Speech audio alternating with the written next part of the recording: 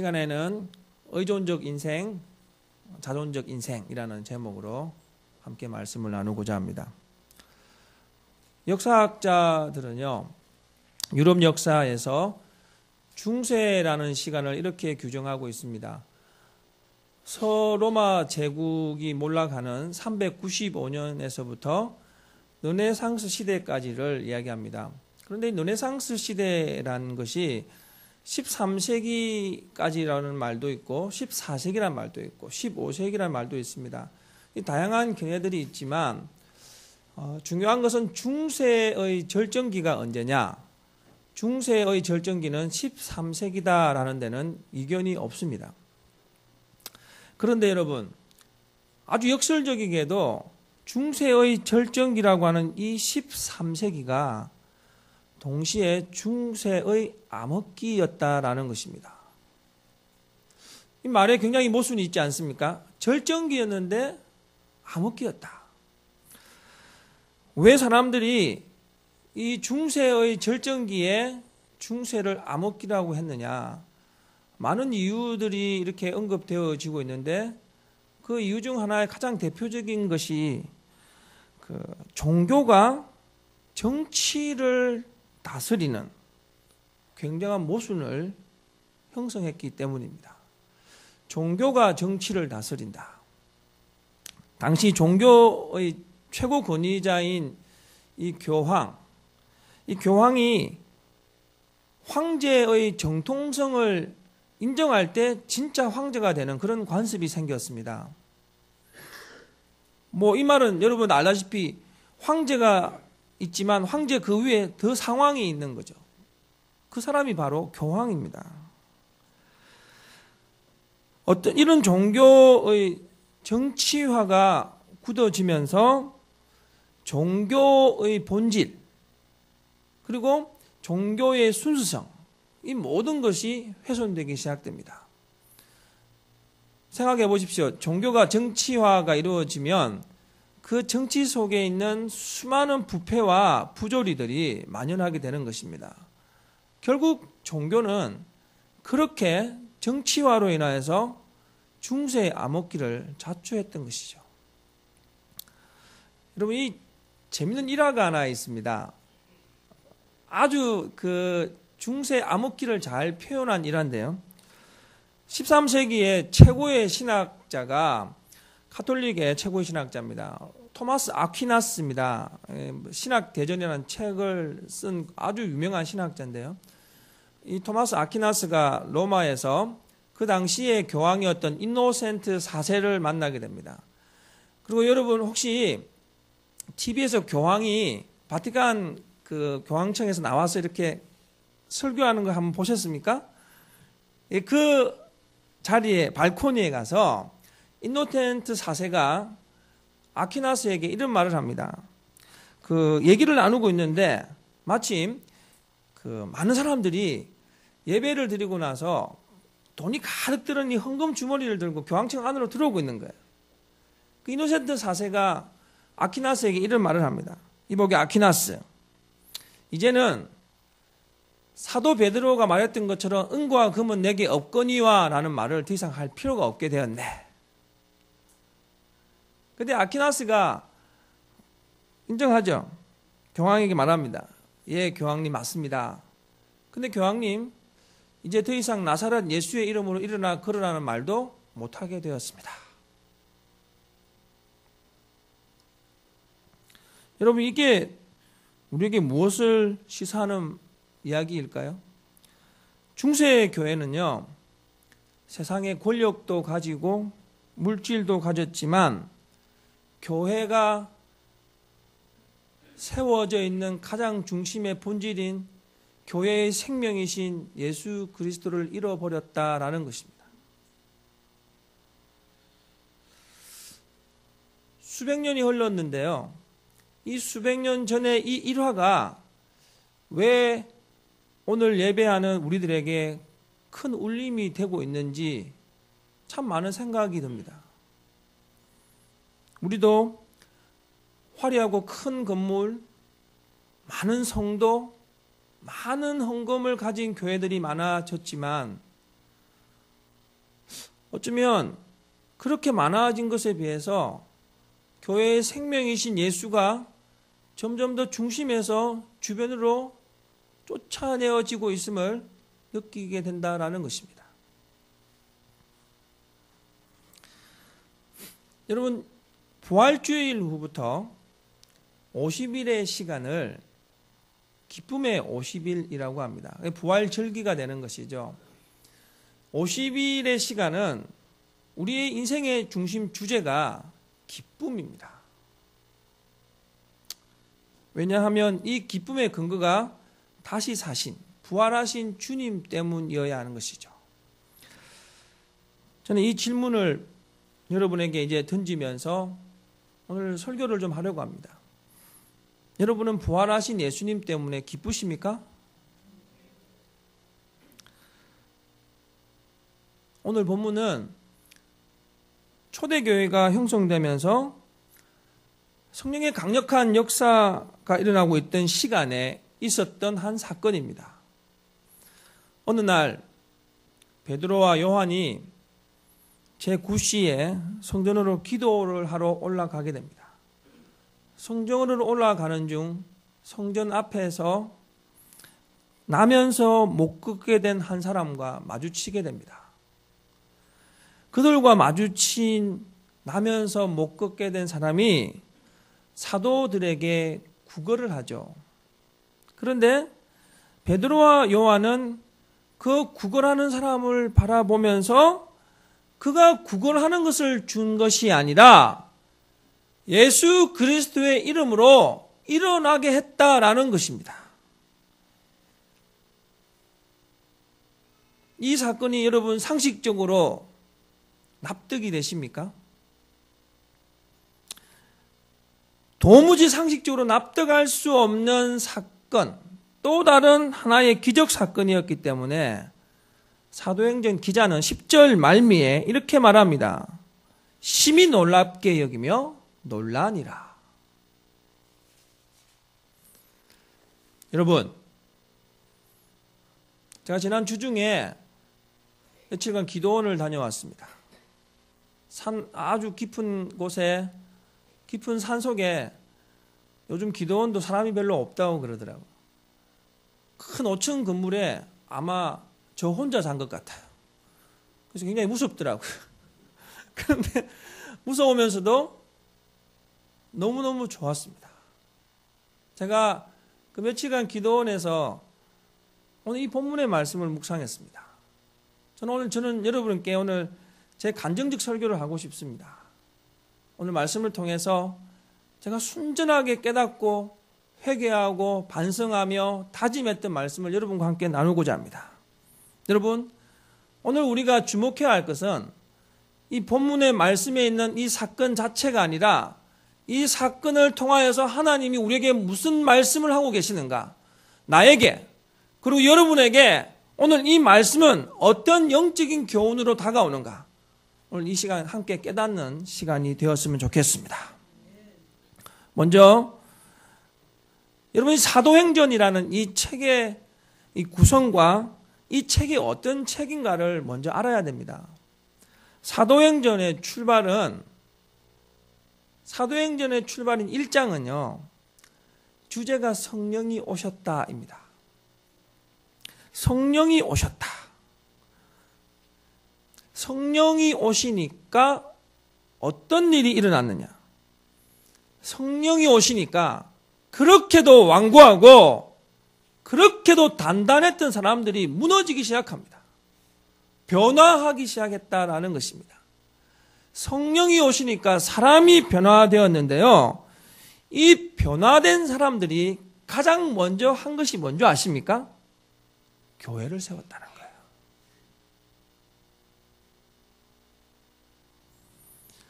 어떤 교회입니까? 생명력 있는 교회. 사도행전 2장부터 28장은요. 성령이 임재해서 세워진 생명력 있는 교회들이 어떤 하나님의 역사를 이루어가는 도구가 되었는가를 계속해서 증거하고 있습니다. 여러분, 사도행전이라는 책 중심, 혹시 여러분 집에 가셔서 이 사도행전 1장부터 28장을 한번 읽어보십시오. 사도행전은 별명이 성령행전입니다. 1장의 출발이 성령이 오셨다라는 이 이야기에서 마지막까지 그 사도행전이라는 책의 중심을 관통하고 있는 것이 성령 하나님이에요. 성령 하나님. 결국 성령 하나님이 함께 하실 때 교회가 생명력이 있고 교회가 확산되고 교회가 하나님의 역사를 일구었다라는 것입니다. 여러분, 그러한 하나님의 생명력 있는 교회의 첫 번째 사건이 오늘 여러분이 접한 본문의 사건입니다. 본문에서 저는 두 부류의 인생을 발견하게 되었습니다. 그 하나가 의존적 인생입니다. 또 다른 하나가 자존적 인생입니다. 여러분 오해 없으시기 바랍니다. 의존적 인생이나 자존적 인생이란 말은 제가 묵상 중에 제가 만든 말인데요. 혹시 여러분이 여기에 뭐 이의가 있어서 제게 토를 달아도 제가 답할 것은 오직 그냥 성경 오늘 설교로 답할 수밖에 없습니다. 먼저 나면서부터 걷지 못한 사람의 그 걷지 못하는 이 장애를 통해서 의존적 인생의 아주 증표 몇 가지를 발견하게 되었습니다. 첫 번째가 의존적 인생이란 말 그대로 항상 그는 그 인생을 누군가에게 의존하려고 한다라는 것입니다. 2절 말씀을 보시면 이 나면서 못 걷게 된 이 사람이 성전으로 가는데 어떻게 갔습니까? 스스로 갈 수 없으니까 성전에 기도하는 사람들에게 구걸합니다. 날 좀 성전 앞으로 데려가 주시오 라고 말해서 그 사람들이 성전으로 그 걷지 못한 사람을 메고 그 성전 앞에다가 두는 거예요. 항상 다른 사람이 성전 앞에 옮겨졌어요. 그런데 이런 성전 앞에 가는 사람을 보면서 의존적 인생의 두 번째 특징이 깨달아졌습니다. 그것이 뭐냐면 의존적 인생의 또 다른 특징은 생각이 굳어 있다라는 것입니다. 3절 말씀, 그가 베드로와 요한이 성전에 들어가려 함을 보고 구걸하거늘. 이 구걸하는데 요한과 베드로가 주목하니까 5절 말씀 같이 한번 읽겠습니다. 그가 그들에게서 무엇을 얻을까 하여 바라보거늘. 저는 100% 단정 지을 수는 없습니다. 하지만 분명 이 성경 이 행간에 분명 이런 말을 하고 있는 것 같아요. 베드로와 요한이 그를 주목했을 때 그가 한 반응, 무엇을 얻을까 하여라는 이 반응을 보면서 그는 스스로 자신을 규정했습니다. 나는 구걸하며 사는 인생이야. 나는 얻어먹고 살다가 그냥 그렇게 연명하다가 갈 인생이야. 나에게 무슨 소망이 있어. 그냥 이렇게 안진뱅이로 살다가 그냥 가는 거야 라고 스스로 규정했다라는 것이죠. 여러분, 저는 거의 두 가지 특징을 보면서 걷지 못하는 이 장애를 통해 투시된 이 의존적 인생의 모습을 가장 안타깝게 여겨졌던 것이 뭐였냐면 그는 평생을 성전들 앞에 가 있으면서도 정작 스스로 주님이 계셨던 성전 안으로 들어가 보지 못했다는 것입니다. 구걸하든 누군가에게 의지하든 그는 내가 가장 안타깝게 느껴지고 깨달았던 것은 성전 안에서 주님을 만나보지 못했다는 거예요. 언제나 누군가에 의지하여 성전뜰 앞으로 가지만 누군가로부터 먹을 것을 얻어먹는 인생이었지만 그게 중요한 게 아니라 그는 성전 안에 살아계신 주님과의 만남을 가지지 못했다는 이 의존적 인생의 치명적 오류가 안타까움으로 다가왔던 것입니다.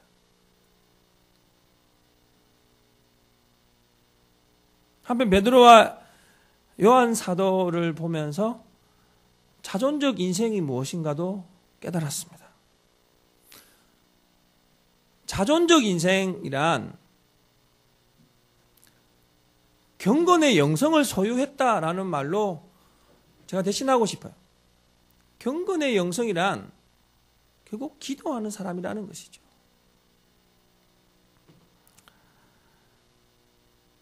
왜 기도했을까요? 베드로와 요한 사도가 왜 기도했을까요? 하나님과 대화하려고 기도한 거예요. 무엇 때문에요? 부활하신 주님을 만났거든요. 성령님이 강력하게 역사하심의 힘이 얼마나 크고 놀라운 능력인가를 알았거든요. 그래서 베드로와 요한은 일정한 시간을 정해놓고 하나님과 친밀한 교제에 이 기도의 시간을 포기할 수 없었던 것입니다. 저는 자존적 인생이란 무엇이냐? 경건의 영성을 소유한 사람이다라는 것을 깨달았습니다. 자존적 인생이란 기도하는 사람입니다. 기도하면서 주님의 뜻을 헤아리고 내 인생이 주님과 어떻게 하면 동행하는 인생인가를 끊임없이 물어보고 끊임없이 깨닫고 끊임없이 헤아리고 끊임없이 내 인생의 몫을 하나님 앞에 물어보며 끊임없이 대화하며 자기 인생을 하나님과 함께 걸어가는 인생. 이 인생이 자존적 인생이에요.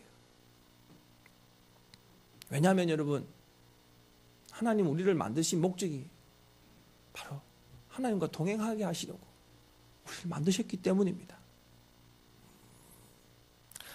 저는 오늘 말씀을 보면서 사도 베드로와 요한이 걷지 못한 사람과의 이 만남을 이렇게 표현하고 싶어요. 자존적 인생과 의존적 인생의 충돌이었다. 부활의 주님을 만났고 성령의 놀라운 능력 아래 있던 자존적 인생이 장애로 인해 인생 본연의 목적을 상실한 의존적 인생에게 인생 본연의 목적이 무엇인가를 네가 한번 직면해 보아라라고 하는 이 충돌 사건이 성전 미문에서 일어났던 사건임을 저는 깨달았습니다. 여러분 6절 말씀을 같이 읽겠습니다. 6절입니다. 베드로가 이르되 은과 금은 내게 없거니와 내게 있는 이것을 네게 주노니 나사렛 예수 그리스도의 이름으로 일어나 그러라 하고. 아멘. 저는 이 말을 이렇게 한번 바꾸어 보았습니다. 더 이상 당장 먹을 것과 먹을 것을 살 조금의 돈 때문에 구걸하며 살지 마십시오. 그것이 당신 인생 본연의 문제를 해결해 주지는 못합니다. 제가 당신에게 인생에서 가장 소중한 가치를 드리겠습니다. 그것은 바로 예수 그리스도입니다. 예수 그리스도의 이름으로 일어나서 스스로 걸으십시오. 스스로 걸으십시오. 여러분 이 선포가 있은 후에 어떤 일이 있습니까? 7절과 8절에 오른손을 잡아 일으키니 발과 발목이 곧 힘을 얻고 뛰어서서 걸으며 그들과 함께 성전으로 들어가면서 걷기도 하고 뛰기도 하며 하나님을 찬송하니.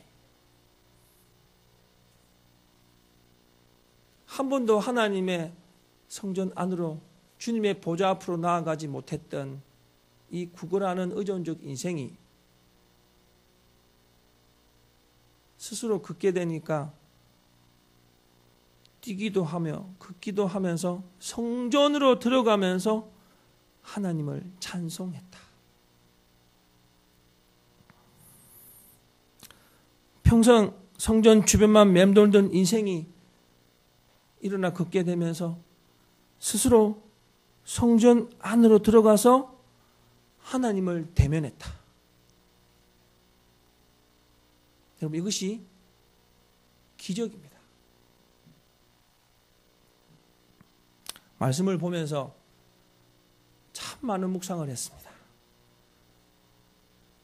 지난 6년의 시간을 하늘샘교회 담임 목사로 섬기면서 제가 과연 부활의 주님을 얼마나 만났고 성령의 감격으로 얼마나 나에게 주어진 사역을 감당했는가를 물었습니다. 목회라는 이 직분을 혹시 내 목구멍에 포도청이라고 삭군처럼, 아니 어쩌면 삭군보다 더 못한 삶을 살고 있지는 않았는지 제가 내 자세를 계속해서 성찰했습니다. 그런데 깊이 들여다보면 볼수록 왜 그렇게 제 안에 부끄러운 것들이 많았는지, 주님보다 성령의 감격보다 사람이 내 중심 자리에 더 많이 하고 있었고 물질과 세상적인 것들에 더 많이 치우쳐 있는 제 자신을 발견했습니다. 여러분, 이처럼 여러분의 교회의 리더가 치명적인 장애를 안고 있는데 어떻게 이 교회가 일어나서 그럴 수가 있겠습니까? 제가 이 말씀을 보면서 이 교회가 이런 치명적인 오류를 안고 있는 리더를 세워놓았는데 어떻게 이 교회가 생명력 있고 이 교회가 왕성한 성령의 충만함을 경험하겠는가, 이것을 다시 한번 깨달았습니다. 저는 오늘 말씀 중에 5절에 나와 있는 무엇을 얻을까 하여라는 이 말씀이 제 내리에서 지워지지 않았습니다. 저는 항상 예수님을 깊이 바라보고 예수 그리스도의 이름을 더 견고하게 붙들기보다는 이 사람은 어떨까, 물질은 어떨까, 세상은 어떨 것인가 계속해서 제가 바라보고 있는 제 자신을 바라보았어요. 매월 말일이 다가오면 교회 임대료를 어떻게 내야 할까? 주님이 살아 역사하시라고 믿음보다는 이런 인간적인 고민 때문에 지금까지의 시간을 보내왔던 제 자신을 발견했어요. 예수 그리스도의 이름으로 일어나 걸어가는 기적의 역사가 성경 속에 있는 이 이야기는 그냥 수천 년 전의 역사 이야기로만 들려져서 고상한 목사라는 자리로 이 자리에서 여러분에게 고상하게 설교만 하고 있었던 제 자신을 발견했습니다. 저는 오늘 여러분에게 고백적 설교를 하는 거예요. 목사라는 타이틀을 달고 있지만 저는 여러분에게 당당하게 말하는 것은 저는 성전 안에 주님의 보좌 앞으로 나아가지 못한 치명적인 장애를 하는 안진뱅이와 같은 존재였습니다.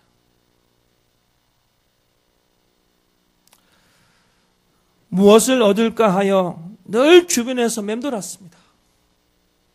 그런 제가 어떻게 주님의 보좌 앞에서 주님의 왕성한 살아 역사하심을 경험할 수 있겠습니까? 여러분의 리더가 그것을 경험하지 못했는데 어떻게 여러분이 살아 역사하는 하나님을 만날 수가 있겠습니까? 철저하게 회개했습니다. 하나님은 항상 한 영혼이 천하보다 귀하다고 하셨는데 나는 한 천하보다 귀한 영혼들을 어떠한 가치로 바라보았을까? 여러분, 오늘 이 시간 저는 우리 하늘샘교회 저로부터 시작해서 여러분이 함께 처음 세워졌던 교회로 돌아갔으면 좋겠습니다. 교회는 철저하게 하나님 만나는 곳이어야 합니다. 교회는 철저하게 예수님 만나는 곳이어야 합니다. 목사는 최우선으로 예수님을 만나고 예수로 인해 기뻐하고 예수로 인하여서 감격하고 성령의 능력으로 살아가는 존재이어야 합니다. 성도는 교회에서 가장 먼저 예수님을 만나야 합니다. 이 교회에서 사람 만나고 세상 기대하고 살아가면 이 교회는 부활의 기쁨의 역사를 경험할 수 없습니다. 교회는 철저하게 예수님 만나는 곳이어야 합니다. 혹 제가 여러분 예수를 만나지 못하게 했던 장애물이라고 한다면 저를 용서하여 주십시오. 교회는 예수의 이름을 마음껏 불러야 합니다. 세상의 유행이 그렇다고, 세상의 추세가 그렇다고, 목사도 세상을 따라가면 그 교회가 무슨 권위가 서고 무슨 능력을 발휘하며 세상 사람들에게 하나님의 놀라움의 역사를 드러낼 수가 있겠습니까? 여러분, 우리 하늘생교회가 예수의 이름을 부르는 교회이기를 바랍니다. 우리 하늘생교회가 교회에 와서 가장 먼저 예수 만나는 교회이기를 소망합니다. 우리들의 예수의 이름을 부를 때 우리의 믿음이 왕성하게 되고 생명력 있는 믿음을 소유하게 될 줄로 믿습니다. 교회에 예수의 이름이 가득할 때 그 교회가 바로 살아 역사하며 확장하는 교회가 될 것입니다. 사랑하는 성도 여러분, 오늘 본문 말씀을 통해서 하나님이 제게 도전하셨던 이 말씀, 너는 얼마나 의존적 인생이었느냐. 여러분, 이 말씀은 저뿐만 아니라 오늘 예배하며 말씀을 대면하는 여러분에게 던지는 말씀입니다. 우리 인생이 의존적 인생으로 살아가면 아무리 우리가 성전뜰을 밟아도 성전한 주님의 보좌 앞으로 가까이 갈 수가 없습니다. 살아계신 하나님을 만날 수가 없습니다. 성전뜰을 밟아도 부활하신 주님 때문에 기뻐할 수도 없고 성령의 강력한 역사하심도 경험할 수가 없는 것입니다. 다시 여러분에게 처음 던졌던 질문을 하고 싶습니다. 여러분, 이 교회에서 기쁘십니까? 여러분, 이 교회에서 예수님 때문에 행복하십니까? 바라건대 의존적 인생이라는 장애를 극복하고 자존적 인생으로 우뚝 세워지길 바랍니다. 부활의 주님이 여러분에게 소망의 기쁨이 되었으면 좋겠습니다. 지금 보이는 현실, 어둡고 암울해도 다시 사신 예수님 때문에 기뻐하는 인생들이 되었으면 좋겠습니다. 이 기쁨의 시간들 성령으로 계속해서 지속하면서 여러분 주님과의 그 대화의 끈을 끊지 마시기 바랍니다. 여러분 인생이, 여러분의 삶이 하나님을 찬양하는 인생이었으면 좋겠습니다. 우리 예수님께서 죽음에서 부활하신 이유가 바로 여기에 있습니다. 사랑하는 성도 여러분, 7절 8절 말씀이 가슴에 와닿습니다. 오른손을 잡아 일으키니 발과 발목이 곧 힘을 얻고 뛰어 서서 걸으며 그들과 함께 성전으로 들어가면서 걷기도 하고 뛰기도 하며 하나님을 찬송하니. 평생을 성전뜰 앞에 있었던 한 번도 경험하지 못했던 인생이 자존적 인생으로 바뀌니까 걷기도 하고 뛰기도 하며 하나님을 찬송했다라고 합니다. 바라건대 여러분의 인생이 자존적 인생의 모습을 회복하면서 끊임없이 하나님을 찬양하고 하나님과 함께 동행하며 멋진 하나님의 역사를 일궈가는 귀한 도구들이 되시길 바랍니다. 여러분 남은 여생이 이런 귀한 삶으로 가득 채워져서 진정한 복된 인생이 무엇인가를 사람들에게 보여주는 귀한 인생들 되시길 주님의 이름으로 축원드립니다.